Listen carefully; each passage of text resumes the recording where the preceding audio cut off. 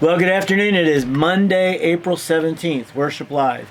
And we're going to go to some excerpts from our recent Easter These are good. concert. And it was amazing, wasn't it? It was amazing. Like you were in the choir. I was. I mean, it was full. Right in the middle, if you look closely. Yeah, I mean, we served 168 bag lunches for the choir.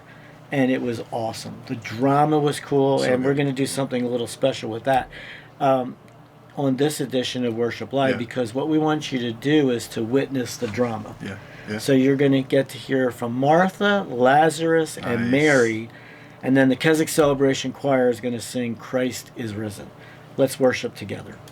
He is the Lord of all.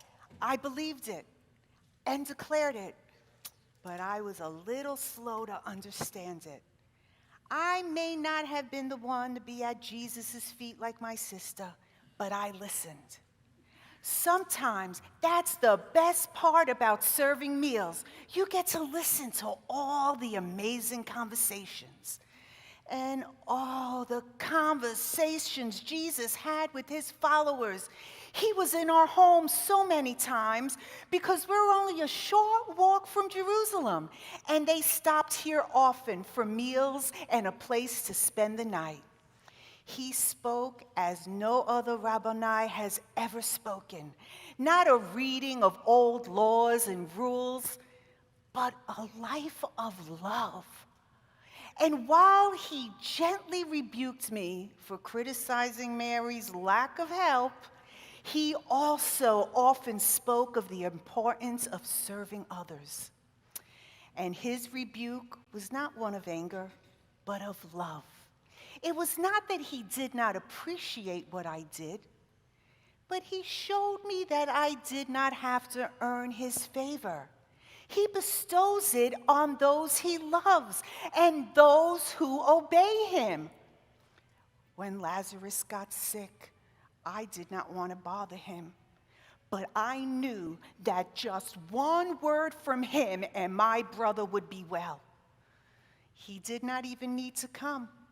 We had heard stories of a centurion servant who was healed simply by his word. So I counted the days after I sent the servants to tell him that the one who he loved the most was sick, and Lazarus just got sicker. The servants returned, and they assured me that they had delivered the message. And still, Lazarus got sicker, and he died. Mary and I were in shock as we prepared his body for burial. Even then, we thought he could bring him back to us. We had heard of a few people that he had raised from the dead who had died. And yet, the days passed, and we had to place him in the tomb, as was our custom.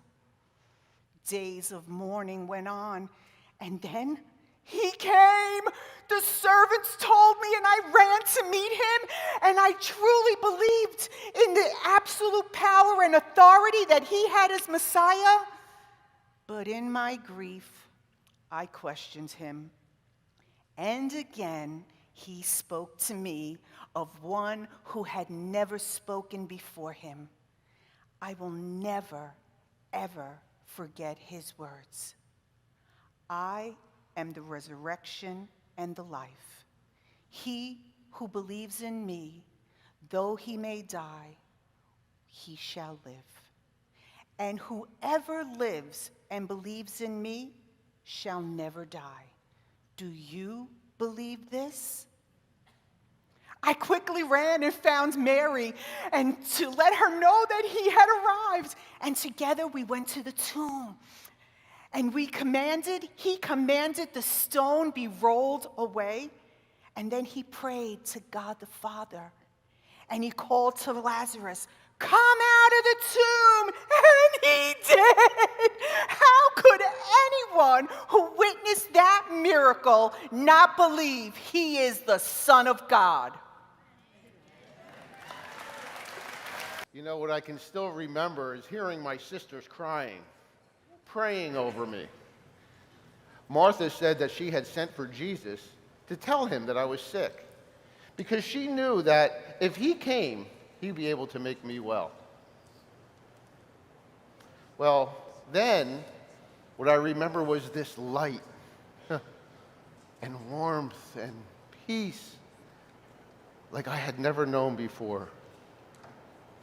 I had no sense of time. Well, Martha said it had been 4 days, but to be honest, it could have been 4 minutes or 4 years for all I had known. But one thing I did know, I had no more pain. And I could breathe, the breath, the sweetest breath that I had ever breathed. And then I heard his voice calling me. It was like waking up from the best dream I have ever had. I just couldn't understand why it was so dark and, well, why was I bound in these cloths? But I could smell the spices that they had prepared me in. But also the dankness of a tomb. Well, the stone was rolled back and some light spilled into the tomb, and I sat up, but I struggled to try to stand. And then I heard Jesus say, "Loose his bonds." Well, as soon as he did, I just ran to him and I embraced him. And then to my sisters, Mary and Martha, oh, what a celebration we had. Little did we know what was to come in such a short time. Well, you see, the Pharisees had been grumbling against Jesus, and it was quite some time. So Jesus departed from the city. We heard that he was in the wilderness, out by Ephraim. It was also rumored that he would not even be coming to the Passover. Yet 6 days before the Passover, he showed up at our house with his disciples. Well, my sisters and I rejoiced to see him. But we were also very concerned about his safety.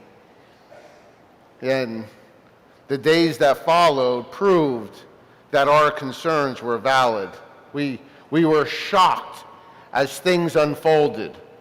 To have him arrested and tried at night, well, it was just unheard of.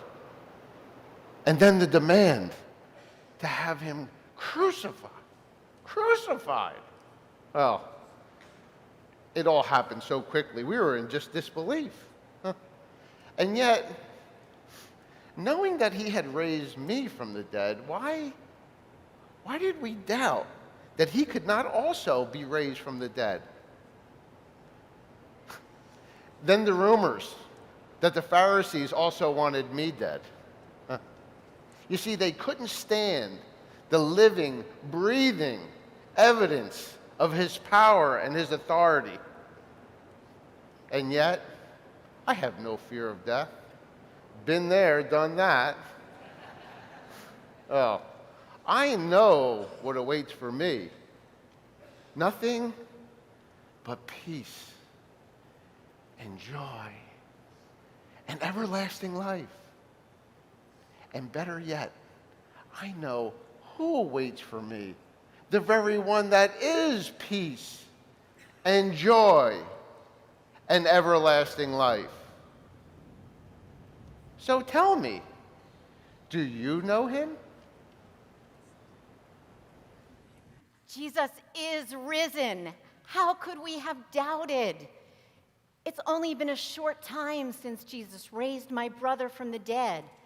No one has ever raised a man from the dead. I know I frustrated Martha endlessly, but whenever Jesus and his disciples came, I didn't want to miss a single word of his teaching. And I'd never been as good at cooking or entertaining as she was anyway. My mother was constantly after me, "Why can't you be more like Martha?" I tried, really, but I was never good at any of those things, and I just got tired of trying and failing. When I met Jesus, it was as if all of that didn't matter. I didn't have to do anything. Just being in his presence was all I needed. My brother and sister and I had many conversations about his teaching in between the times that he and his followers were here. We followed every bit of news that we could get of his teaching and the miracles that he did. Lazarus would search the scriptures, the prophecies of old, and it was as if they were being fulfilled before our very eyes. The lame were walking, sight was restored to the blind, the deaf could hear again, that he would teach in parables and heal the brokenhearted. So many things that revealed to us that he was the long-awaited Messiah. When he and his disciples came for dinner early in the week before Passover, I just knew I had to give him special honor in some way. It must have been the Spirit of God that prompted me. There's no other explanation. But I took the oil of spikenard that was set aside for my own burial, and I poured it on his feet. I didn't understand it at the time, but when one of his disciples grumbled about the waste of the costly ointment, he told him to leave me alone, that I had done it for his burial.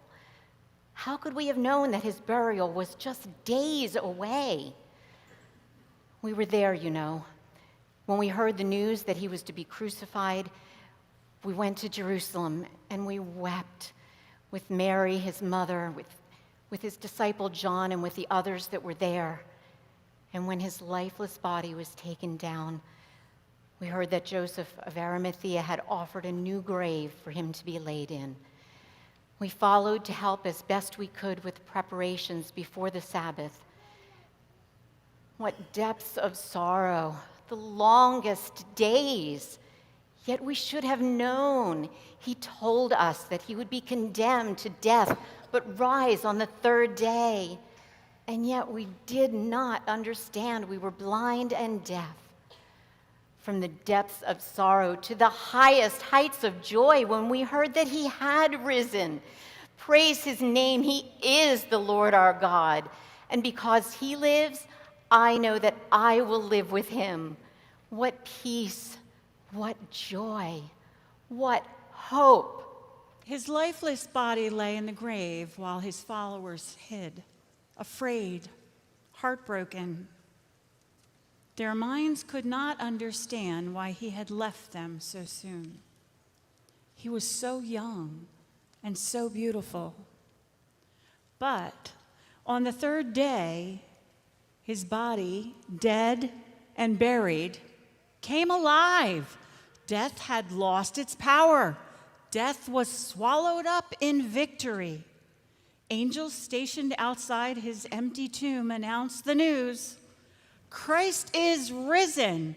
He is risen indeed.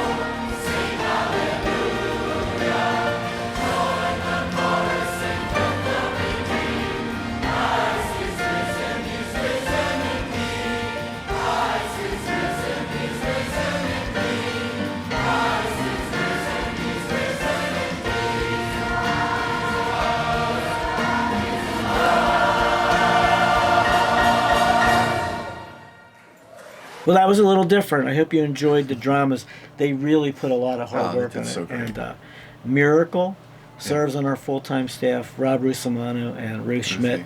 And Ruth Schmidt actually wrote the dramas, which was pretty cool. They were very moving. I was in the choir, like you said, and watching it, and just being the whole time, the whole night was just very touching. Good. All right, Very cool. what's coming up? We have Beyond Youth Night on the 20th. It's a Thursday evening. We have Pastor Travis Dykes coming from Cornerstone Church in Skippack, Pennsylvania. Looking forward to that. We have a few more Beyond Youth Nights. This is going to be a sports theme. Oh, wow. So make sure that they come out wearing their finest sports gear. Well, they're Yankee gear. Yankee gear. I'll be wearing that. Probably Zach will be wearing that. So, a funny story about Yankee gear and Zach for our listeners. So, when our granddaughter Lindsay was in the hospital, Boston, it was opening day of the Boston Red Sox. Huh. And Zach got on the subway wearing his full Yankee gear from head to toe. And he's still here. It wasn't pretty. I mean, he was little, but man, people were not nice. Those Boston Red Sox fans are not nice. Yeah, they don't care how old you are. Okay. He learned that real quick. He learned that. We have a hymn sing on the 4th of May. Looking forward to celebrating the National Day of Prayer, and it's a patriotic theme. So that's going to be great. And then it's never too early to start thinking about our choir rehearsal for Memorial Day weekend, which is really cool. So the first one of those is on the 9th. That's going to be a Tuesday evening. Do you know where that is? I don't know where we're going to have that. It's going to be here at Keswick. But we are going to be repeating the Easter musical. Yeah. We're going to pull out the Christ is Risen, but put a patriotic thing. It's Sue and Jeff Duffield are going to be with us. Yes. So if you've never been a part of the choir, now's your chance to do that. If you have been a part of the choir, that's going to be a little easier for us to kind of refresh learning those great praise and worship songs. They were wonderful. Okay. And just a few more things. We have Spring Ladies Day on the 10th of May. Speaking of Sue and Jeff, they're going to be here for worship during that time. Susie Larson's going to be sharing the word throughout that day. So please look into taking advantage of coming here and being with us during that time. And then Men's Fellowship Night is on the 11th. Okay. He's our speaker. Mark Hulchin. Very good. Yep. Mark serves on our board. So all that information is available on our website, www.americaskeswick.org. Tomorrow at 1:30, Lynn Wilson is sharing her podcast, Hope for Today. It's a Bible study for women. If you've never watched it, it's a great resource. Check it out. And then come back on Wednesday at 1:30 for Worship Live. God bless.